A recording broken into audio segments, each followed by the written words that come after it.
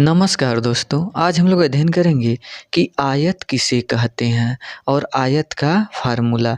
आयत को इंग्लिश में रेक्टेंगल कहा जाता है और आयत होता क्या है?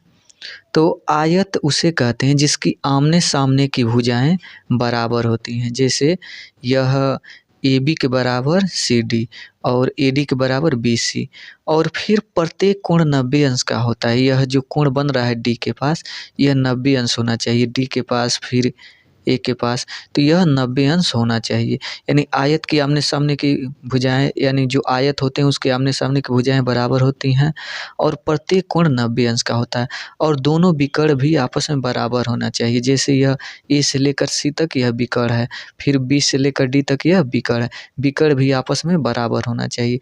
यानी आयत किसे कहते हैं? तो आयत की आमने-सामने की भुजाएं बराबर होनी चाहिए, प्रत्येक कोण 90 अंश का होना चाहिए और इसके विकर्ण भी बराबर होना चाहिए, वह आयत कहलाएगा। फिर अब आयत का फार्मूला देख लेते हैं। आयत का क्षेत्रफल बराबर होता है लंबाई गुणे चौड़ाई। यानी इस बड़े वाले को लंबाई कहते हैं या छोटा वाला जो है रेखा, इसे चौड़ाई कहते हैं। आयत का परिमाप का फार्मूला होता है 2 ब्रैकेट में लंबाई धन चौड़ाई। फिर आयत का विकर्ण, यानी विकर्ण का मतलब यह AC या BD की लंबाई ज्ञात करना हो तो कड़ी में लंबाई स्क्वायर धन चौड़ाई स्क्वायर, तो यह जो है आयत का विकर्ण निकल आएगा।